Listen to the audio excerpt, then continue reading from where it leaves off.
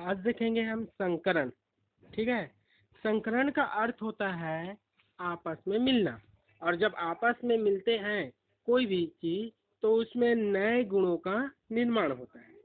ठीक है, इसे ध्यान रखिएगा कि हम केमिस्ट्री पढ़ रहे हैं तो दो परमाणु कक्षक आपस में मिलेंगे और आपस में मिलकर नए गुण वाले कक्षक का निर्माण करते हैं। ठीक है, तो लगभग समान ऊर्जा वाले परमाणु कक्षक आपस में मिलकर अपनी ऊर्जा का पुनर्वितरण कर उसको बांट देते हैं, और उतनी ही संख्या में जितनी संख्या में भाग लिए रहते हैं समान आकृति तथा समान ऊर्जा के नए कक्षकों का निर्माण करते हैं, संकरण कहलाता है। ठीक है, लगभग समान ऊर्जा वाले परमाणु कक्षक आपस में मिलकर अपनी ऊर्जा का पुनर्वितरण कर उतनी ही संख्या में समान आकृति तथा समान ऊर्जा वाले नए कक्षकों का निर्माण करते हैं जितनी संख्या में भाग लिए रहते हैं, संकरण कहलाता है। ठीक है, अब देखते हैं संकरण के प्रकार। 11वीं में संकरण के 6 प्रकार दिया हुआ है। पहला है sp संकरण, दूसरा sp2 संकरण, तीसरा sp3 संकरण, चौथा sp3d संकरण, पांचवा sp3d2 संकरण और छठवा sp3d संकरण। तो सबसे पहले देखते हैं sp संकरण। इस संकरण में एक s कक्षक तथा एक p कक्षक आपस में मिलकर समान ऊर्जा के दो नए संकरित कक्षकों का निर्माण करते हैं। अब दो नए संकरित कक्षक क्यों? क्योंकि एक तो s कक्षक और एक तो p कक्षक, तो जितनी संख्या में भाग ली है उतनी संख्या में नए कक्षकों का निर्माण होगा। ठीक है, इस संकरण में एक s कक्षक तथा एक p कक्षक आपस में मिलकर समान ऊर्जा के दो नए संकरित कक्षकों का निर्माण करते हैं, sp संकरण कहलाता है। ये संकरित कक्षक अन्य परमाणु के कक्षकों के साथ अतिव्यापन करके यौगिक का निर्माण करते हैं। ये तो केंद्रीय परमाणु का रहा। अब नीचे में बोल रहा है अन्य परमाणु, मतलब उसके साथ जो दूसरा परमाणु जुड़ेगा उसके साथ मिलकर अतिव्यापन करेगा और यौगिक बनाता है। उदाहरण के लिए बेरिलियम क्लोराइड BeCl2, इसमें केंद्रीय परमाणु बेरिलियम होता है जिसका परमाणु क्रमांक 4 तथा इलेक्ट्रॉनिक विन्यास निम्न है। ठीक है, फर्स्ट s2, 2s2 और 2p0। अभी इसमें एक भी इलेक्ट्रॉन नहीं है। ठीक है, तो इस p कक्षक को क्यों लिया गया?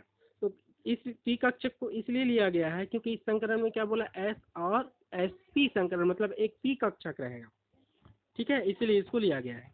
तो समान अवस्था में फर्स्ट s में 2, 2s में 2 और 2p में एक भी इलेक्ट्रॉन नहीं है, 0। उत्तेजित अवस्था में क्या होता है, 2s से एक इलेक्ट्रॉन कहाँ चले जाता है, 2p में चले जाता है। p कक्षक 3 प्रकार का होता है, 2px, 2py और 2pz। तो 2s से एक इलेक्ट्रॉन किस में चले जाता है, 2px में जाता है। ठीक, फिर संकरण अवस्था में यही एक s कक्षक मतलब 2s कक्षक और 2p कक्षक, 2p का x कक्षक ही जिसमें इलेक्ट्रॉन गया है, ये दोनों भाग लेते हैं और sp संकरण का निर्माण करते हैं।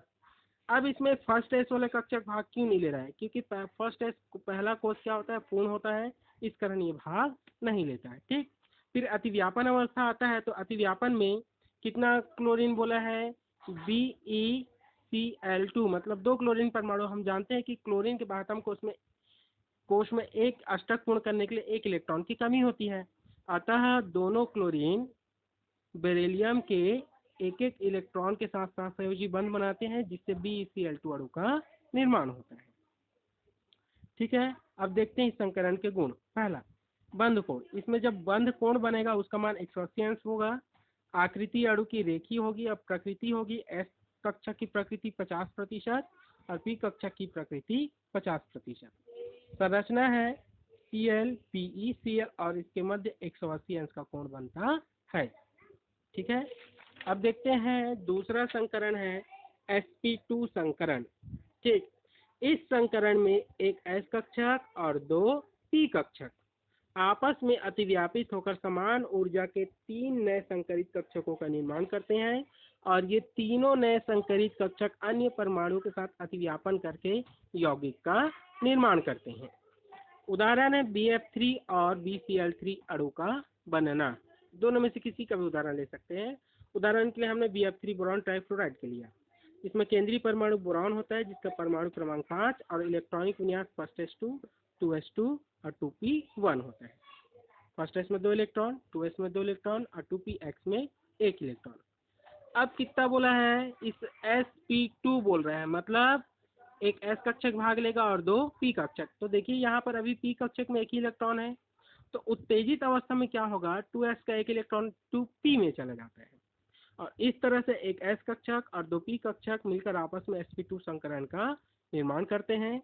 अब ये दोनों sp2 संकरित कक्षक, मतलब एक s और 2 p संकरित कक्षक 3 फ्लोरीन के साथ सहसंयोजी बंध बनाते हैं और BF3 अणु का निर्माण करते हैं।